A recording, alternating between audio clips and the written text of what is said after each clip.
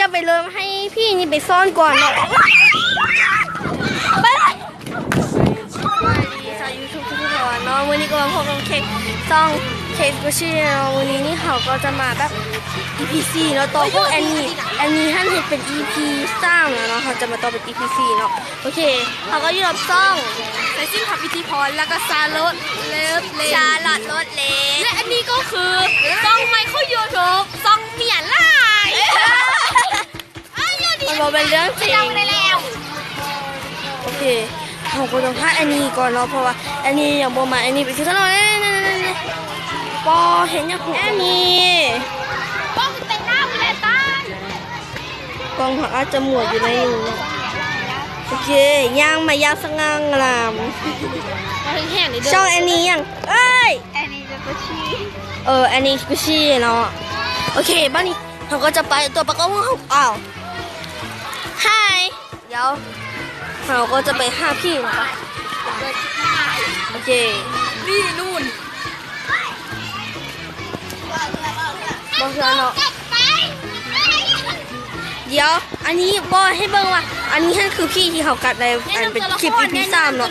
อันนี้มันตัวละครเด่นที่สุดเลยเนาะไปไกลๆไปเนาะโอเควันนี้ก็จะให้อันตัวละครเด่นของเขานี่ตัวนี้เขาจะไปเป็นพี่ก่อนหลังให้เนาะกบจะท่ายังโอ้ยบอลมันจะท่ามันนั่งนุ่งนิ่งไม่ว่าท่าก็ท่าพี่ตัวละครสำคัญนี่มันเลยแล้วเป็นพี่ตัวละครหลักนะมันยังโอ้หันหลังไปหันกับหันเดี๋ยวบัดลูกนี้หันกลับแล้วเขาคอยอันนั้นถ่ายเนาะเพราะว่าเดี๋ยวคลิปมันจะยาวเกินไปโอเคหันไปเถอะนุ่งนิ่งไปอยู่เนาะนุ่งนิ่งน่าจะอยู่บอลเก่าที่มีคลิปอีพีซ่าพวกแอนนี่เนาะตอนเรานั่งอยู่ต่างท่านเราน่าจะอยู่บนท่านเนาะโอเคไปลายูกระเพงเอิญมาลาท่าเอาแอนนี่อ้าวไปเพลินกินขนมเพลินกินขนมยานี่เขาเห็นเราคุ้งไม้หนึ่งคุ้งไม้มันหนึ่งเนาะก็คือว่าอันนี้ย่างไปดีๆท่านเนี่ยแป๊บเดียวจะอยู่บ่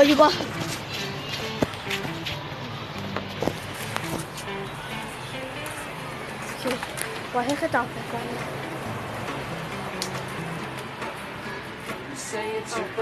รับระบบโซนจอ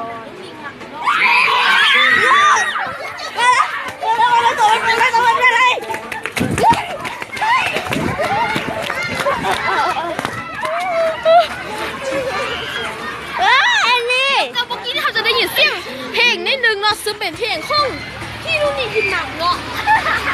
พี่นุ่นนี่อันนี้ขอโทษแต่ที่มือสั่นเนาะ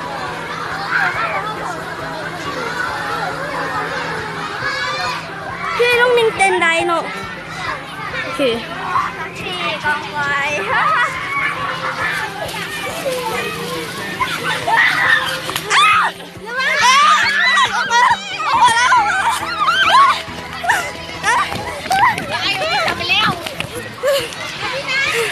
ตอนนี้เขาเรียกมาโกไก่พอสมควร